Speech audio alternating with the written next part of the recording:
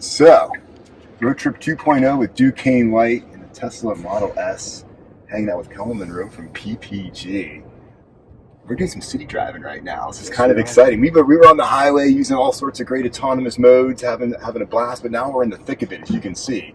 We're in the city of Pittsburgh at PPG, picking you up. So, Colin, thanks for hanging out with us today. Oh, it's my pleasure. So first off, give us your background real quick. What do you do with PPG? So I've been with PPG for 22 years. Wow. I've been involved with science and technology for that whole time. So I'm the original paint geek. Ah, fantastic, fantastic. And I believe strongly that paint has a bad rap. You know, we talk about watching paint dry as though it's a negative thing. It's a great thing. But in my mind, paint solves an awful lot of problems, and it's a very exciting space to work with. Very much so. How cool is that? So tell us about PPG and what it's doing in terms of making electric vehicles, because there's so many coatings when it comes to making this car do what it does. Yeah, absolutely. Yeah, the shifts that are occurring at the moment with a lot of the changes that are happening in mobility are very exciting for PPG and really any coatings company, because we see a significant amount of new opportunity because of some of the challenges that are associated with the changes coming through. First and foremost, I don't recommend you do this, but if you ever break open a lithium-ion battery... Isn't that dangerous? Yeah, which is why I don't recommend you do it. But if you open it up and take a look at what's inside, what you'll actually find is paint.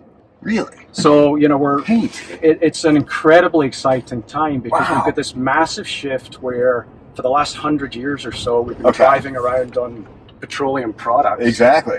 And now, at least through the eyes of the paint guy, we're going to be driving around with paint. That is so awesome. So it's certainly very specialized paint, but if you take a look at what makes up the electrodes within these batteries, you've basically got a couple of different types of metal foil, and then some very, very specialized coatings that are on these foils. Oh, wow. So you get to have so much fun nerding out on this. Yeah, we absolutely do. So there's a lot of people that are spending a lot of time worrying about how to make better, higher quality, more energetic pigments. Right, okay.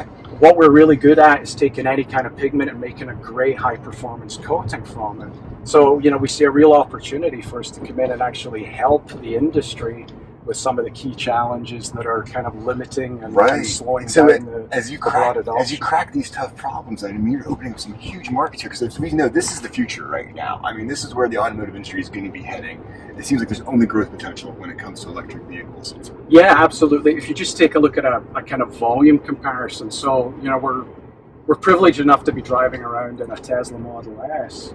And if you look at all the layers of paint on the outside of this vehicle and then compare it to the paint that's just inside the battery cells, exactly. You've got about 20 times more surface area and about 35 times the volume of paint inside the battery. That's amazing. So right out of the gates, that's a very exciting space for us to be focused this car's got a great paint job on the inside and the outside. And the outside too.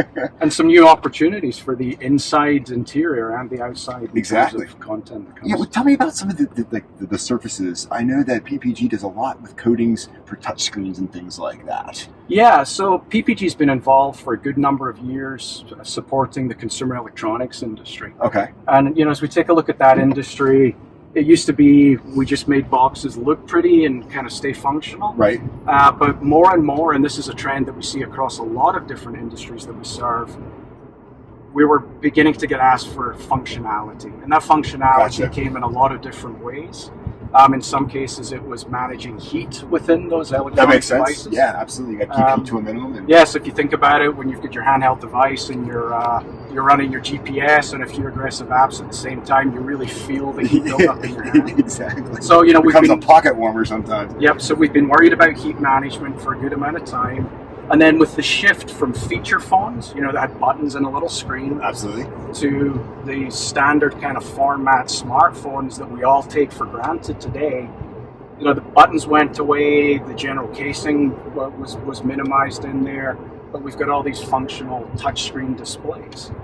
And that created a whole new set of opportunity for us. So you don't necessarily think about it, but subconsciously, we take our cell phones, and after so many uses, we're kind of rubbing it on our pant legs. There's a build-up. Exactly. Unfortunately, we're not infinitely clean beasts. So I wish I was. we always have some amount of oil in our fingerprints, and that varies greatly from person to person. It's influenced by diet and a bunch of other aspects.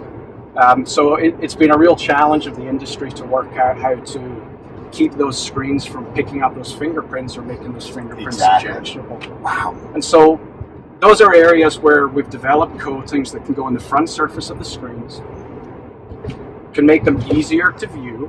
You can either bring some anti-reflection or some anti-glare properties. That makes sense. Which is important enough with a handheld device, but even more important when you have a vehicle like this where you've got a lot of ambient light that's able to shine on the screen. You want to make sure that you can see the screen's information nice and crisp. It's not being glared out by the sun, right? Absolutely.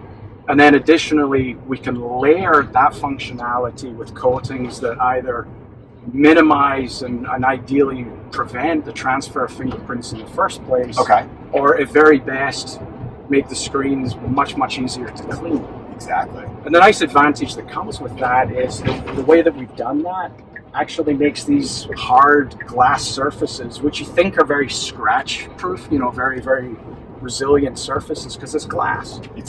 But we're actually able to make it substantially more scratch and more resistant. So you don't get those micro scratches. See, for folks like me with OCD, you're my savior. That's the stuff that kills me. Like all this stuff, I'm like, I don't want fingerprints and scratches, and it's PPG that's doing that. And the batteries, and even with just regular car manufacturing, I know like the coatings you use to keep cars from rusting out, having awesome paint jobs that don't scratch as easily. I mean, PPG is just everywhere when it comes to automotive. We are absolutely everywhere. That's just so fascinating. And normally when you think about us, just as our tagline would indicate, we protect and beautify. So you think about us providing that protection against corrosion and making things look good. But, I'll say it again, the third leg of the stool now very much is bringing these functional solutions to all these challenges that come through. And we see that everywhere. So, I talked about paint being inside the battery cells. Right. But if we were to take a look under the floor of this vehicle, we'd find that there's between 7,000 and 8,000 of these little cells that are kind of grouped together in a particular way. And that allows you to get to the right voltages and the right kind of capacity that you want, so that you've got all the nice accessible power. When you push the pedal in this car, it goes. And when you push the pedal in this car, it goes. As you know, because you're a Tesla owner yourself. I am a Tesla You're a Tesla pioneer. Because you've had yours for almost 5 years now. Yeah, I was an early adopter. What attracted you to say, I got to get a Tesla? Like I have to have an electric vehicle with all the unknowns 5 years ago? Because now the unknowns aren't quite as much. Well, I'll be honest enough to say that a big part of the attraction was that incredibly available torque. There you go. So I like those terms. Incredibly available torque. I'm keeping that one. I would love to say it's because of my environmental consciousness, and I am a big supporter of sustainability, and that certainly comes into play here. But it's the torque that's making it happen. Yeah, it's the available power, and then I love cars, but I've got to tell you, I'm not a big fan of car maintenance. It's a pain. So sometimes it's fun. Sometimes I enjoy changing my oil and getting all greasy. Well, I'm the bad guy that shows up 3,000 miles too late for an oil change. So being able to move away from having oil changes, being able to minimize the amount of wear on a lot of these other components that bring you back in, and then with a lot of these new highly connected vehicles, the fact that an awful lot of the maintenance, the updates, because you're now dealing with an electrical drivetrain instead of a mechanical drivetrain. Right. A lot of the maintenance can actually be done with hardware, software combination updates, mostly software firmware. You were just saying you got a new car last night. Yeah, that's one of the great features. Even though my car is over 5 years old now, with great regularity, I feel like I get into a new car in the morning. You get a software update, and you're like, wait, this is feeling a little different right now. So were you concerned at all at range when you first got it at all? Did it keep you from doing things you couldn't do? Or? Absolutely. And as electric vehicles were beginning to emerge, that was one of the reasons that I went with a very large battery. Exactly, pack. And I, at that time, got the biggest pack that I could get, and I still had some level of range anxiety. And how was your range 5 years later? Has your battery kept up? I would say within 5 weeks, my range anxiety was gone. Okay. But now 5 years later, Yeah, my battery is still performing just as well as it did on day one. And in fact, with some of the updates that have occurred in the battery management system, it's actually performing a little bit better. Wow, that's what I'm saying. That is amazing. Super So that's cool really stuff. good. But yeah, the range anxiety disappeared. There's a lot of people that worry about, oh, am I going to be able to charge? What if I need to take a long trip?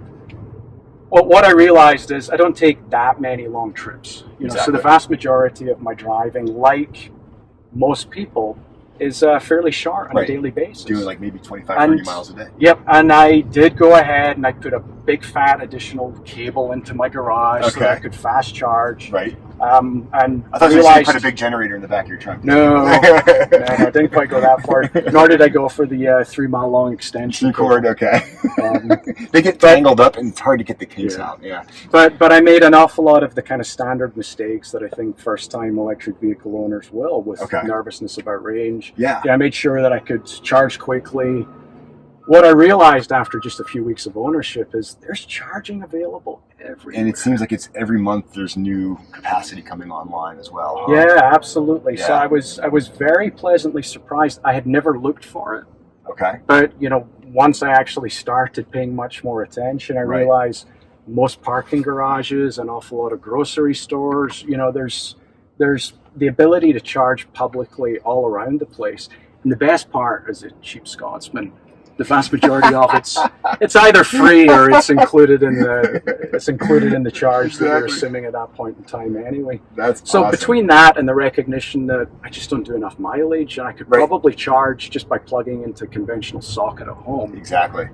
All that anxiety's just went away, and now you're full bore on it. So after 5 years of ownership, what's your next ride? You think you're going to trade it in sometime soon? You thinking of maybe a new Porsche Taycan or something like that? Because if I had to pick, if I had a couple $100,000 laying around, I'd be all over the Porsche. Yeah. So I have to say it's very difficult having driven a Tesla to. How do you go back? To go away. What I know for sure is I'm not going to go back to an internal combustion engine. There you go. No ICE motors for you, right? So no ICE motors. May keep one in the family somewhere. Just in case. Just in case, or may just rent one when I need one. Rent when we need one. Great. Thanks for talking to us about this, Tim. I mean, this is such cool stuff. But yeah, definitely no going back there. Yeah. So we'll see what happens. The thing that's kind of great, a lot of the large and traditional manufacturers are kind of openly giving Tesla some credit for jump-starting the marketplace. Definitely. Pushing some things forward. There's a lot of other things that obviously converged simultaneously with that. Right. But whatever happened, there was certainly some big catalysts to change, to accelerate this vehicle electrification over the last few months. And so we see pretty much everybody's now committing to large portions of their fleet shifting. So a few years ago, business opportunity for PPG, because that's more batteries and absolutely everything around, which I think is so exciting. And I'm very glad that we started working on this a few years ago and didn't wait until. You guys are. PPG is leading the way with this, which is exciting. Which is why we're so glad you could be part of our Roadtrip 2.0 here with Duquesne Light, being able to talk to the companies in Pittsburgh that are making all this happen with EVs. And of course, we're doing a lot on autonomous vehicle technology as well too, which was saying before, we were really getting into the look ma, no hands mode. Even though I'm still not fully on that curve yet. I'd like to do this. So our crystal ball and the exact time frame of autonomous vehicles coming into play is as fuzzy as everybody else's. Definitely. There's a lot of debate within the industry on just how quickly it's coming. Some people will tell you it's already here. Some other folks will tell you it's a little more time.